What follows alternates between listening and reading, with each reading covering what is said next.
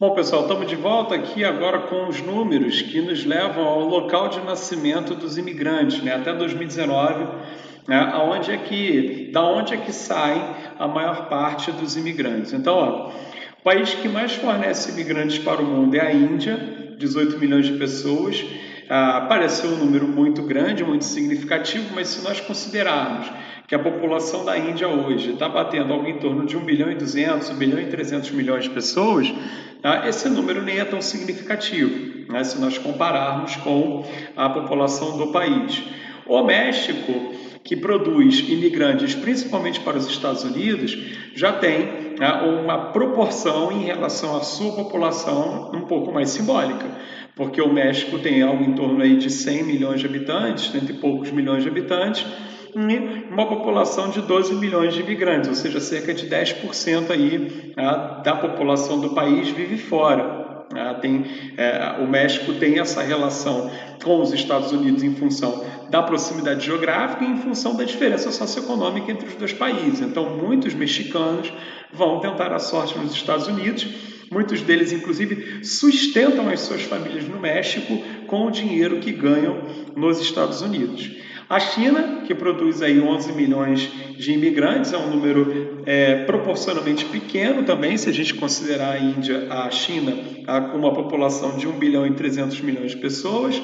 A Rússia, com 10 milhões, e a Síria, que tem hoje 8 milhões de pessoas vivendo fora do país. No caso da Síria, a gente está falando de uma tragédia, né? Uma tragédia humanitária em função da guerra, a guerra que estoura em função da Primavera Árabe, que aparece pela primeira vez no Oriente Médio, na Tunísia, né? Um movimento popular que aparece na Tunísia a partir de 2011, que vai atingir de diferentes maneiras a vários países do Oriente Médio, mas quando chega na Síria, estoura uma guerra civil que dura até agora. A gente estima que pelo menos metade da população da Síria tenha ido embora em função da destruição causada pela guerra. Então, no caso específico da Síria, não é uma cultura de emigração, tá certo? Que aconteceu aí nesse volume de 8 milhões de pessoas, e sim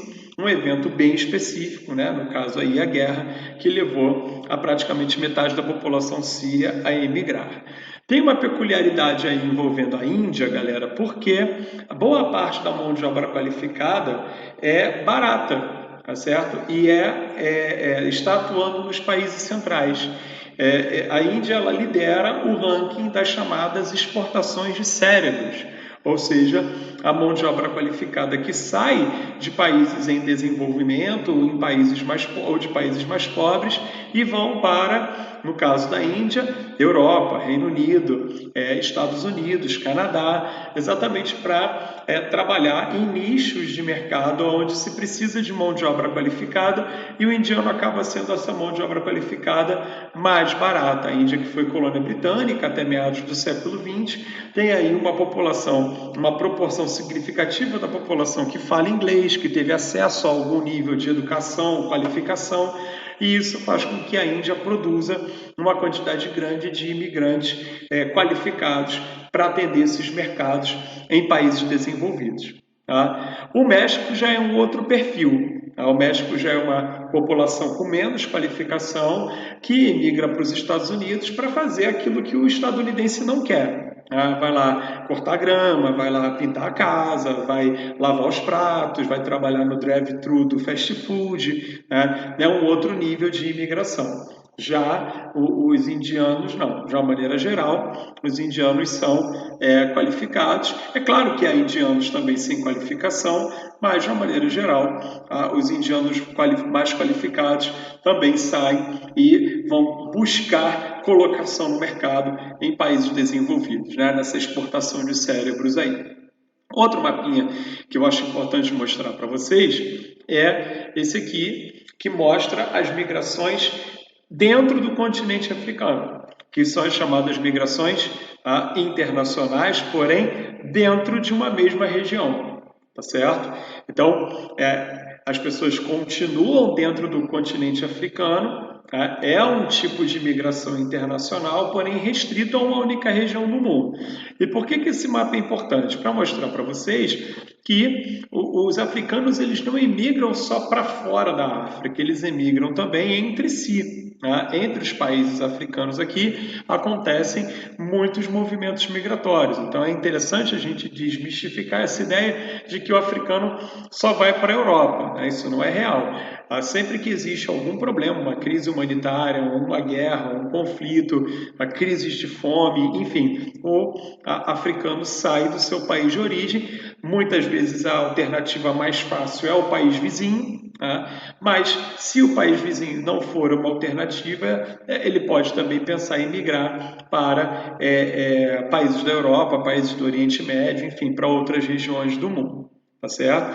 Mas é um mapa importante para mostrar para vocês que as imigrações na África elas não estão restritas somente às migrações fora da região, fora do continente africano. Tudo bem? Bom, esse mapa mostra as principais rotas de refugiados e aí é importante a gente fazer a distinção entre imigrante e refugiado. O imigrante é o sujeito que, em alguma medida, planeja a imigração. O refugiado é o cara que está fugindo, como o próprio nome diz, fugindo da guerra, fugindo da fome. Tá?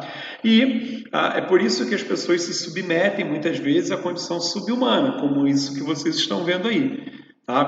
Por que o sujeito se coloca em uma condição dessa? Porque ele está correndo risco de morte no lugar onde ele vive. Então ele se submete a esse tipo de condição e aí sim, esse cara se transforma em um refugiado e busca, no caso dos africanos, refúgio, principalmente em países europeus.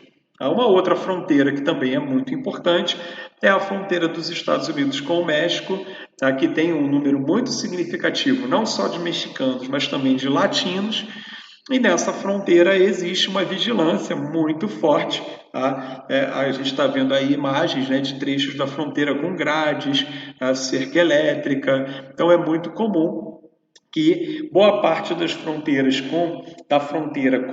do México com os Estados Unidos seja extremamente vigiada para evitar que haja uma imigração em massa do México para os Estados Unidos. Tudo bem? Bom, pegando esse exemplo, essa tabelinha mostra aí a população de pessoas nascidas no exterior que vivem nos Estados Unidos. Então, em 2015 havia cerca de 43 milhões de estrangeiros vivendo lá. Hoje a gente já viu, inclusive, que esse número é maior, ele passa dos 50 milhões de pessoas. Mas esse dado é importante para mostrar o seguinte, que em relação à população estadunidense, como eu já falei para vocês, 330 milhões de habitantes, a quantidade de imigrantes é bem significativa.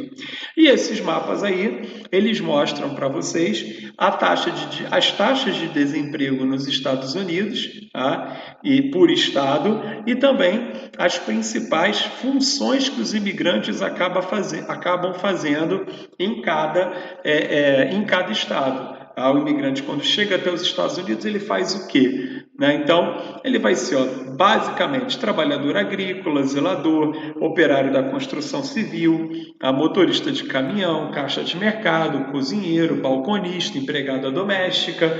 Você tem poucas profissões com qualificação exercida efetivamente por imigrantes, que vão ser aqui, por exemplo, professores, desenvolvedores de softwares, basicamente essas duas, exatamente porque estão dentro das universidades e existe um intercâmbio interessante dos Estados Unidos com outros países, para que justamente professores e profissionais ligados à ciência, à tecnologia, façam esse intercâmbio. Mas, de uma maneira geral, o imigrante vai desenvolver dentro dos Estados Unidos aquilo que o estadunidense nativo não quer fazer, as funções de baixa qualificação, de baixa remuneração e de obviamente, pior condição de salário. Tá certo? Beleza, pessoal. A gente volta no próximo vídeo para falar dos índices de desenvolvimento humano no mundo.